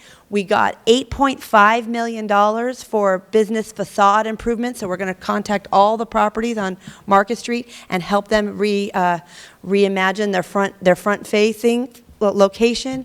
We got a $9 million earmark from Assemblymember Tina McKinner, amazing that she was able to help us. So those are the kind of dollars that we're picking up, dollars all over the place, so that we're able to help businesses in their relocation, really do our damn best to make sure not only is it about a train for the city to connect you all to world-class transit, but making sure all the people that are affected throughout this process are built back better. I don't mean to use Biden's term, but that's the idea, is to create win-wins. And so it is an opportunity of my life to be able to serve you all.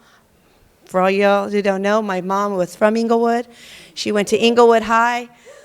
My father took me to the racetrack my whole damn childhood, so I feel like I grew up here too. So I just want you to know that we are here for open, transparent communication and to really do this in a way that can make you very proud. So thank you.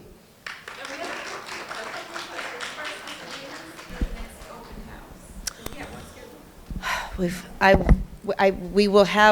will give you a schedule of open houses and community workshops.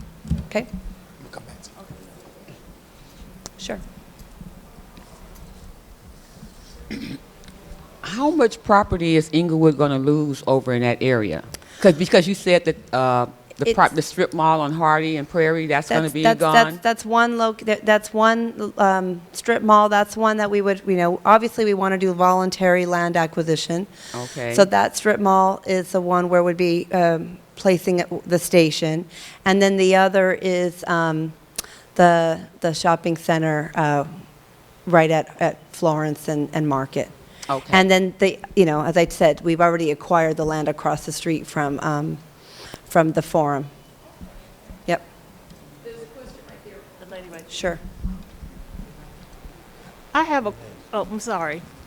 I have a question about the shopping strip where you have Bonds Market, where you want to put that. Where, at the Bonds? Yes, you're talking about the station where that's the strip where you're going to put that, right? Where you're thinking about putting that, right? Well, right now we're studying everything. We're studying that's what came out of the that value engineering exercise. But right now, our environmental clearance has us putting the maintenance facility right now at the Vaughn's location. And because the reason why I'm asking that, because who decided that? And the reason why I'm asking who decided that is when that's torn down, where do they expect people to go get quality groceries?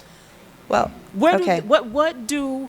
Yeah. I mean, because Vaughn is in a central area in between everybody where they can get groceries that's not for one demographic, but for everyone and for every diet qualification.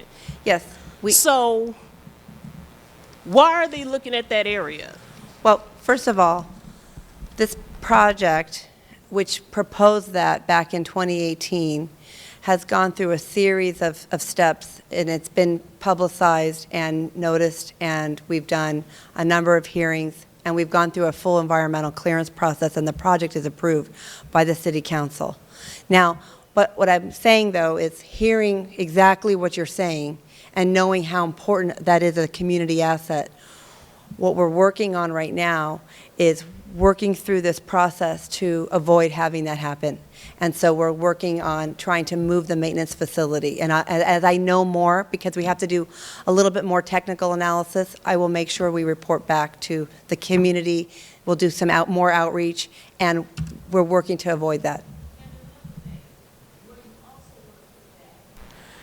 Those are central areas where people who are living in those apartments are able to access what they need, like a drugstore. These are places where you need those places. That's accessible. They do know those are residents on that side. They know that, right? And who is making these decisions to interrupt what we're doing on a daily basis? Because this interferes with what we do. After they have those events, after they leave, it's us in this room. No, I understand, and this is exactly why we're working right now to modify the project. So, okay. Hi, Lisa. I met you over at the event that you had on Market Street. It was a very nice event. Thank you for coming out. I want to make sure that I'm understanding what you're saying. So right now, even though we have $750 million, We still don't know exactly what type of people mover that we're going to build, and we still don't know exactly if they're going to first tear down the grocery store, now relocate it, now maybe put it on Manchester. This is not like an etch-a-sketch project. It's No. going to be something that's going to be very burdensome to the community. We've been under 7 straight years of construction all around this city, and Yeah. it's not going to be an easy task. All of our cut acrosses, down Regent, down Market, that's all going to be over. And I think that we're oversimplifying this situation. It's a huge project, and it's going to completely change our city forever. It's never going to be the comfortable place for our seniors who live in this area. And I remember when I was talking to you, I explained to you that a lot of senior citizens live downtown Inglewood. They walk to CVS. They walk to the grocery store. They get little rides. They're not going to be able to do those things, and it just doesn't seem like the residents of the city have really been thought about in this construction plan. Well, I mean, I'm happy to answer. First of all, when we're looking at, let's talk the first question about the funding. We have a project that it's $1.5 billion. We went in the shortest amount of time compared to any metro project to go from an idea through environmental clearance to have achieving now, 50% of the funds pretty much. We are now in with the Federal Transit Administration, and in March, this month, we will find out if we make the presidential budget. I have a good feeling, I don't jinx anything, but we wouldn't, I believe we're in as best shape as we possibly can. We are now talking to venues to work on operation and maintenance because those dollars are not nothing. And so we're working through all of that, and as we're doing that, when you're doing things simultaneously, also trying to make it so that it happens by the Olympics, all of this is, again, happening simultaneously along with the procurement.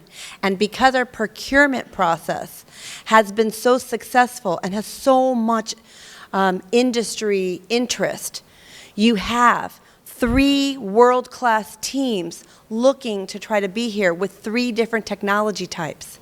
And those technology types all have to meet the same specifications and requirements and design standards. And the design standards are literally designed and requiring the developers to make sure not only are our sidewalks more beautiful than before, they're wider, they're landscaped, and they're going to be more walkable. Now you have a connected network through the city. So I hope that answers it. Oh, yes, thank you. Thank you. Can we give Lisa a hand? Thank you, Lisa. And there'll be much more information coming forward on the ITC project. As you can see, we still have a significant way to go. But Lisa and her team has done great work, and they're trying to provide as much information as they get it as possible. She recently just had an open house at the Miracle Theater a few weeks ago, like Yolanda said, and that was an opportunity for community members to come in, get information about the project, and ask questions. And we will continue to provide those opportunities to ask questions and give input. And so, as you can see, they're taking the information of the community into consideration as they move forward, just like she said that they're trying to revamp the whole Vaughn's, what I guess is a storage facility there at the Vaughn. So she's working her best to minimize any type of negative impact to our residents in Inglewood. So thank you for that. I know we're over time. I am going to get to our last presenter. I'm sorry, I wanted to make sure we have been in COVID for 2 years, and I had a lot of information to provide to you guys. So next time I'll cut down on the presenters when we meet again, but I just feel it's so important for everybody to be informed and kind of get the information firsthand instead of through third parties. So with that, I'm going to bring up our last person who will be presenting. Bridget, come on up. And she is with the Intuit Dome. She's going to provide a few updates and give you some information on what's happening over at the Intuit Dome. Please give her a hand. Okay, can you hear me? Okay. I will try to keep this very brief in respect to time. So like the Councilwoman mentioned, my name is Bridget Calderon. I am the Director of Community Engagement for Urban Semillas, and I am with the Community Engagement Team for Intuit Dome. I work for Urban Semillas as a consultant under the LA Clippers along with the Robert Group. And so I've been personally working on the project over the last 5 years.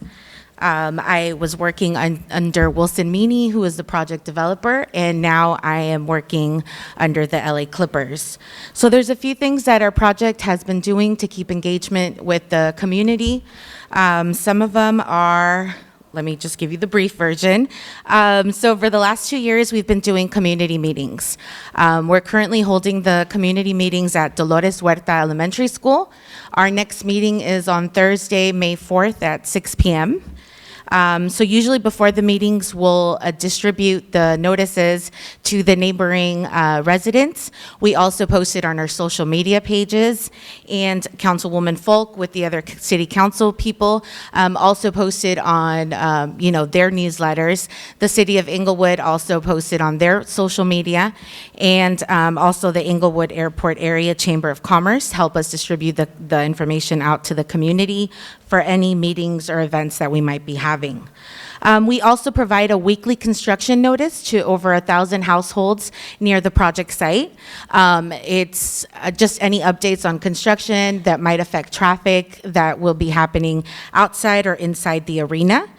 I also brought these newsletters, so we put them out quarterly, and they have the project information, they have business spotlight on minority and disadvantaged contractors that are currently working on site. It also has our contact information and the contact information for PDA Consulting. So they oversee the construction hire for Intuit Dome. If you know of anybody that would like to get into the construction, we are always still currently hiring for that. So I'm going to leave some of these newsletters for you to take. If you want to get any information on the project, you can visit our website at www.buildintoadome. You can also follow us on Facebook or Instagram at buildintoadome. And if anybody has any questions or concerns, you can ask me. Of course. First of all, I would like to thank you and Intuit Dome for being a wonderful partner to District 4. They hold regular community meetings to make sure that that community that surrounds Intuit Dome is informed. If there's any problems, they address the problems and make sure that they're comfortable while it's being constructed. So again, thank you so much to you and your team. I wanted to see if you can provide our residents with any information on season passes that they can purchase, as far as like when will that process happen for them to participate in that, if you know that yet, or if you can get that to me. Yes, so there's currently already season tickets available for the Intuit Dome. I think you can go on to the NBA LA Clipper website and just go on there, put in your information. I can send the link to the councilwoman and she could put that out there for the residents to be aware of it. But yes, they're currently on sale. Nice. And is there any other questions for Bridget? Okay, I think folks are tired, Bridget. I am so sorry. No worries. I think they're tired. I want to thank you again for coming out. Thank you. She has been such a great community partner as well. Usually when I have an event, she comes out with her booth. She gives out items, free items to the community. She was a great partner during the toy drive over the holidays. So thank you again for coming out. Next time I'll have you at the top of the... Okay, thank you all. You guys are troopers. You made it through. A lot of good information. I hope you all enjoyed it. One last thing I want to share with you before we adjourn. Did everybody get their kitchen magnet? Okay, so I was like, what can I do for District 4 residents for coming out and participating our first in-person? And I was like, what can be really helpful? And so I thought it would be helpful to provide the contact information for all of the services that you might need. So on this kitchen magnet, I have, first of all, my office number where you can contact my office directly.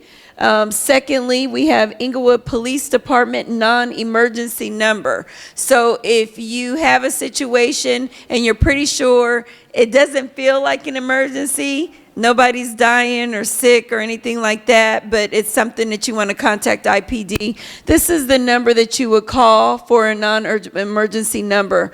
Next is graffiti hotline. I want to make sure that you all know how to contact our city hall to get graffiti removed. Now, if you contact this number, it's like our presenter said here tonight, they usually try and come out and remove graffiti within 24 hours. So you're going to contact that number. Also, homelessness. We had Cinder Eller, our community services liaison, come out and talk to you about homelessness. So if you have a homeless camp that sets up shop right at the corner of your block, you might want to call this number. You need to have it handy. So make sure you know that that number is on here. Next, parking enforcement. If you have somebody who double parks on your block regularly, or I get calls where people, they park their car where it blocks the sidewalk and then they have to walk out in the street to get around it. That's the number you want to call, parking enforcement. Lastly, we have the District 4 webpage, City of Inglewood, and then you can connect directly to my webpage from the City of Inglewood website. Go to that webpage, you can actually enter your email address, and then you can sign up to get the newsletters, to get the posts, and you can be informed about what's happening in the City of Inglewood and District 4. I have an Instagram handle, and I have Facebook. So I am connected. Please connect with me. That's how you're going to stay up to date on what's happening within the city. So thank you all for joining us this evening. This will not be the last. We'll do this again. We might try and put one more together before the end of the year. I hope this was helpful to you. I want to thank all of our presenters for coming out, and I want to thank you all for staying through. I know we went over time. I appreciate you all so much. Be safe, and we'll see you next time. Have a great evening.